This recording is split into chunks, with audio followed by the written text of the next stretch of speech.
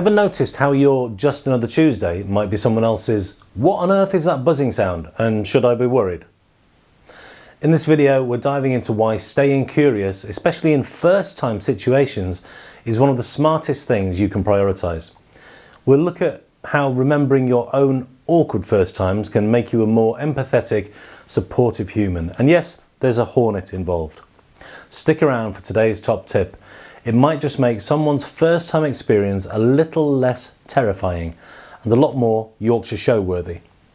When you're faced with something new, prioritising your ability to stay curious rather than fearful is key. It helps you stay open to learning, to respond with empathy rather than frustration, and to support others who are where you once were. If you don't, you risk becoming dismissive, impatient, or worse, unhelpful when people need you most. Now then, speaking of being open to new things, recently Pulp were back at the top of the music charts with their first album since 1998. Yes, that Pulp, Jarvis and the gang. It's been 27 years since their last studio album, which feels like both 5 minutes and a lifetime ago. I've only seen them live once, but what a moment. Their iconic Glastonbury headline set in 1995. They were absolutely on fire. The obvious highlights were Common People and Disco 2000, both of which still slap, as the kids may or may not say. But another gem in their back catalogue is Do You Remember the First Time?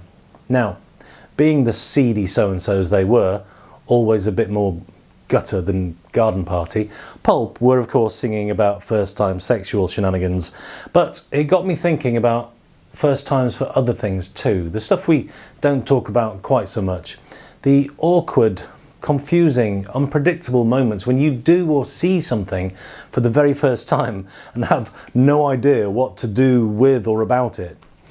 This video, we're looking at the strange magic of those moments, not just experiencing them, but also helping others who might be facing something for the first time.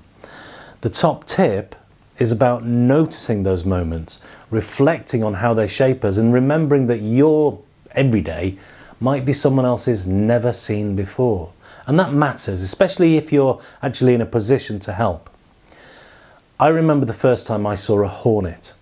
It was at the Great Yorkshire Show, which, if you've never been, is basically Glastonbury for farmers. And I was maybe 9 or 10, pottering about near a stall that had some kind of log display. And there, boring its way into the wood like it had absolutely paid for the right, was a massive, terrifying creature. It was about 20 times the size of a wasp. It didn't buzz like a wasp either, it growled, or at least that's how it felt to the 10-year-old me. I didn't know what it was. I thought maybe I'd discovered something new, like David Attenborough, but in Crimple Valley. So I told someone, an adult, just in case it was like, a threat to national security and needed to be neutralised by the RAF. Of course, it was a hornet. A perfectly ordinary hornet. Common enough in that part of the world in the summer. But to me, it was unknowable. And potentially deadly. That was the first time I'd seen one, and because I had no experience or context, I had no idea what to do with it.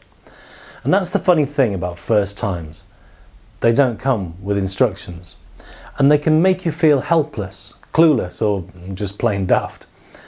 So whether it's your first day at work, first time presenting to a boardroom, first time using a spreadsheet that looks like it needs its own instruction manual, you're out of your depth.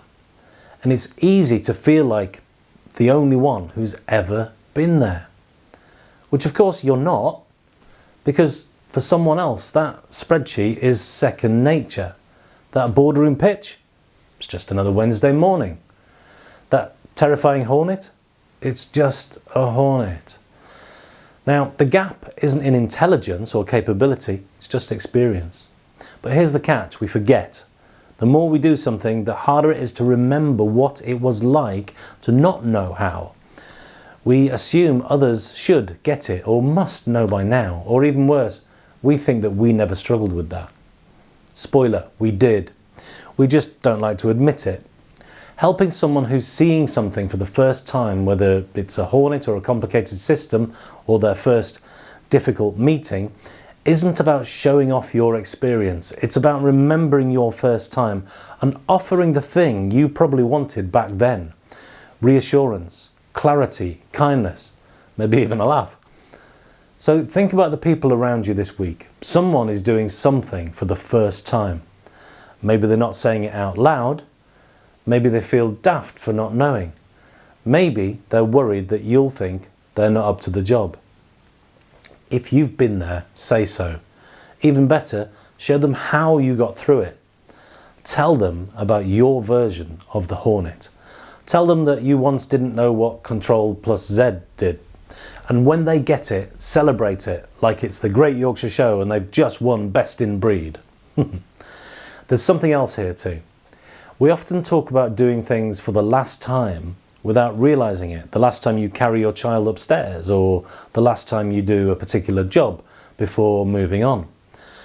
But it's just as powerful to be aware of first times, especially when you're in the middle of them.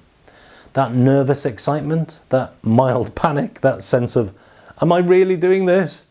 Well, look, they're the signs that something new is happening. Pay attention. These moments are rare and they pass quickly. And what feels like chaos now might be second nature in a few months. So make a note, write it down, be curious. And if someone else is there with you, talk about it. You'll both remember it better. Here's the takeaway then. Be the kind of person who not only remembers their first time, but then uses it to help others through theirs. Your everyday might be someone else's Hornet moment. Whether it's a system, a skill, or a sticky situation, don't assume experience is shared. Instead, offer support, clarity, and patience, and maybe, just maybe, a bit of Jarvis Cocker style swagger while you're at it.